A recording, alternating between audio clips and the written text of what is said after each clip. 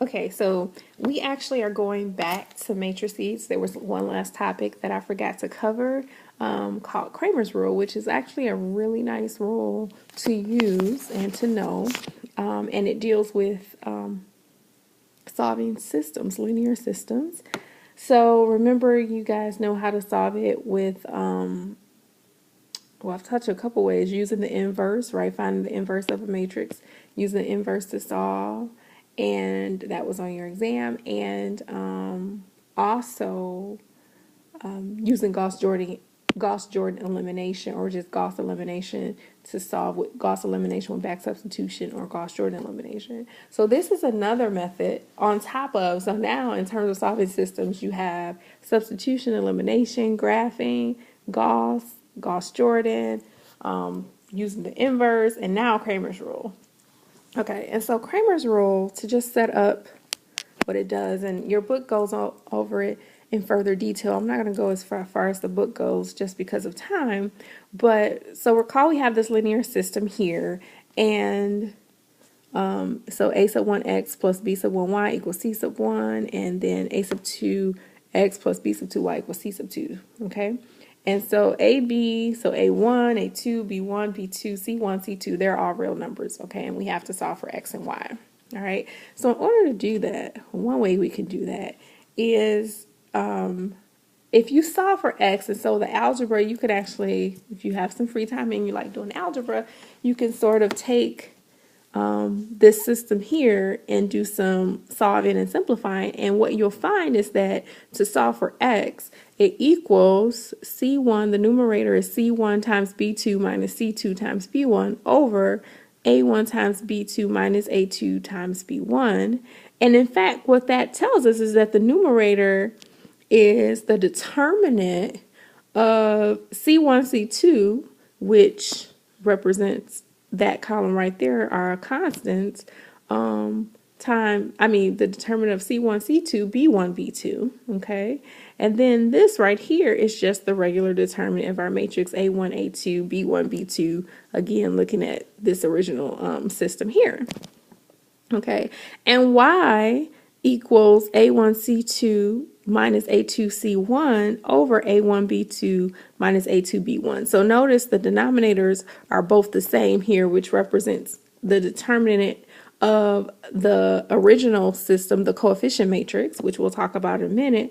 But now instead of replacing C1 and C2 for A1 and A2, we replace it for B1 and B2, okay? And that'll make sense in a minute, all right? But this is something that, was discovered by Cramer, so we call it Cramer's rule, and it's a really, really powerful way and just a nice way to solve for X and Y, okay? So here's what Cramer rule says, and you can use it for any square matrix, okay?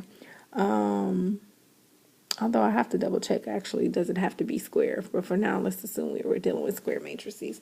Probably so, because in order to talk about inverses, you need a square matrix. So, although you don't need an inverse here, okay? I digress, so let's stay back focused.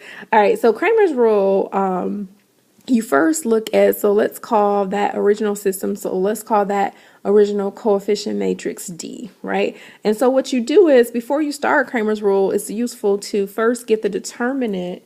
So find the determinant of D. Remember, the notation is different. Remember, it's the sort of the absolute value symbol as opposed to the brackets if you're just talking about a matrix. So remember the difference on that. That's very important. So first you find the determinant of D, which is A1, A2, which we know is A1 times B2 minus A2 times B1, right? Then you find the determinant sort of D sub X. And what that means is the X column. So remember, if we go back here, this represents the X column and that's the Y column, right?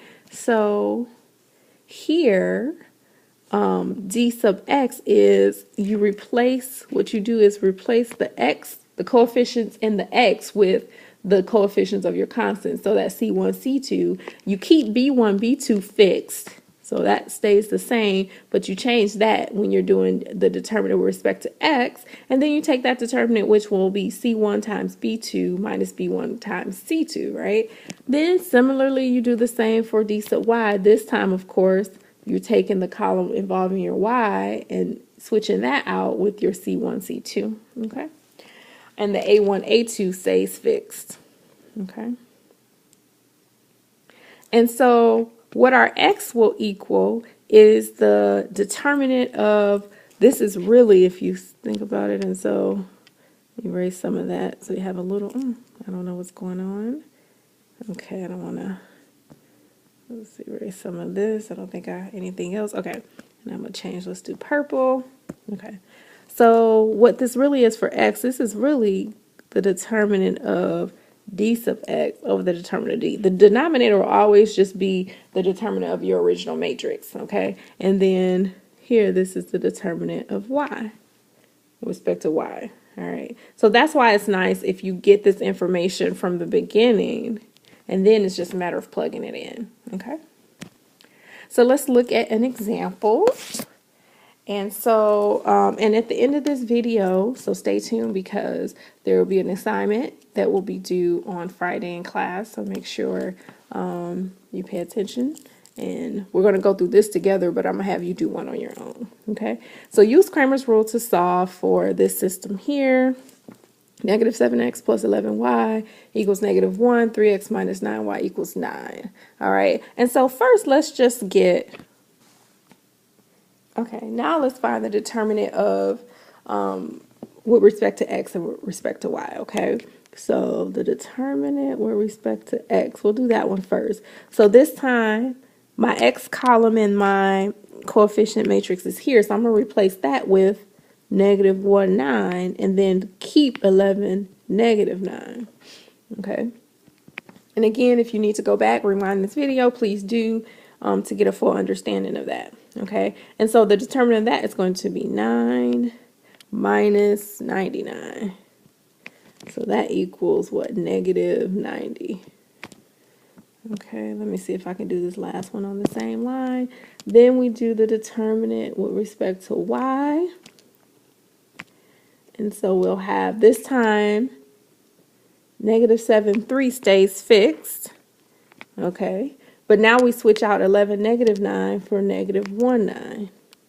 All right, so again, hopefully that made sense. And so the determinant then is negative 63, and then what, plus 3. And so this will be negative 60. Okay. And so to find our x, so what this tells us is that x is equal to the determinant with respect to x over the determinant of d.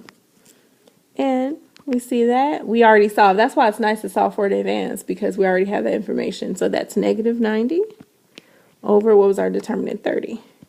And so that gives us, so x equals what? What will that be? Negative 3, right? All right, and then for y, so y is going to be the determinant with respect to y over the determinant of d. And so that's negative 60 over 30. So y equals negative 2. Okay. Now let's do a check just to, okay, so let's do a check just to make sure we're okay. So again, our system was, let's go back. What was the system? Negative 7x. Sorry, this sometimes, let's see, negative 7x plus 11y equals negative 1, and then 3x minus 9y equals 9. All right, and we said that x, we found x to be negative 3 and y to be negative 2. So again, to check, make sure you put your question marks there, because you know I mark off for that. But you have to show the left-hand side equals the right-hand side. So negative 7 times negative 3 plus 11 times negative 2. We want to show if this is correct, it should equal negative 1. Well, that's 21 minus 22. And again, that should equal negative 1. And voila, that equals negative 1. But because it's a system, both values need to work in both equations. So the other equation Let's see, so we have 3 times negative 3 minus 9 times negative 2, and we're hoping that turns out to give us a positive 9. Well, this is negative 9 plus 18, and we want that to be 9, and so 9 equals 9. Do not move the question marks until you get the left-hand side is equals exactly the right-hand side, okay? And so now, hopefully, again, you're okay with that. So now let's look at another example. And this is, okay, we're going to start this one, but you're going to finish it and turn this in on Friday along with the other assignment that you had to turn in. All right, so solve. Again, you know many ways to solve systems of equations.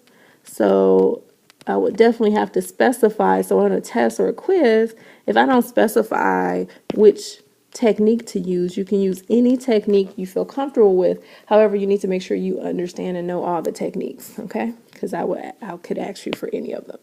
All right, so solve using Cramer's rule, this system here. So 4x minus 2y plus 3z equals negative 2, 2x plus 2y plus 5z equals 16, and 8x minus 5y minus 2z equals 4. So notice is now we have a 3 by 3 instead of a 2 by 2, but the process is still the same. So that's why I want to make sure the process, you understand the process. So I'm just going to go straight to, so the determinant of D, which is going to be the coefficient matrix. So I'm just going to go straight. So that'll be what, 4, 2, 8, negative 2, 2, negative 5, and then 3, 5, negative 2. So what we're going to do, we're going to find the determinant together. So I'm going to do this in this video in the next, hopefully, 3 minutes. And you're going to finish. So you're going to find X, Y, and Z using Cramer's rule. So you know you have to find D, the determinant with respect to X, with respect to Y, with respect to Z, in order to do that. But we're going to do, just refresh our memory on finding the determinant of a 3 by 3 matrix. We're going to do it together. So notice there's no zeros, unfortunately, in this problem. So there's not really an obvious row or column to choose. So we can choose any one we want. So I'm just going to, for the sake of argument, we're just going to do. So for homework that we'll be doing class on Friday, do Friday in class, and that's April 28th. Okay, and what I'll do is, what this will count for, one of your, I'll switch out one of your lowest homework. If you get this all correct, I'll switch out a lower homework for, if you do this one correct. If you missed a homework, if you missed a homework, you get credit for that homework. So I'll do it that kind of way. So you'll get credit for doing this on your other homework. Okay. And so first you got to find D of X, the determinant of X, determinant of Y, determinant of Z, and then solve using Cramer's rule, of course.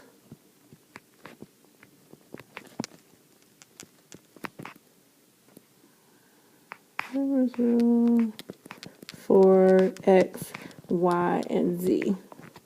All right, and you should know that from that 2 by 2 example, it should have gave you an indication of how to do that. Now, I will give you this sort of head start. So the determinant with respect to X means you switch out the X column, which would be the first column, for the constants column, that last column. So that it should be negative, you should have negative 2, 16, 4, and then the other two columns will stay the same, negative 2, 2, 5, and 3, 5, negative 2.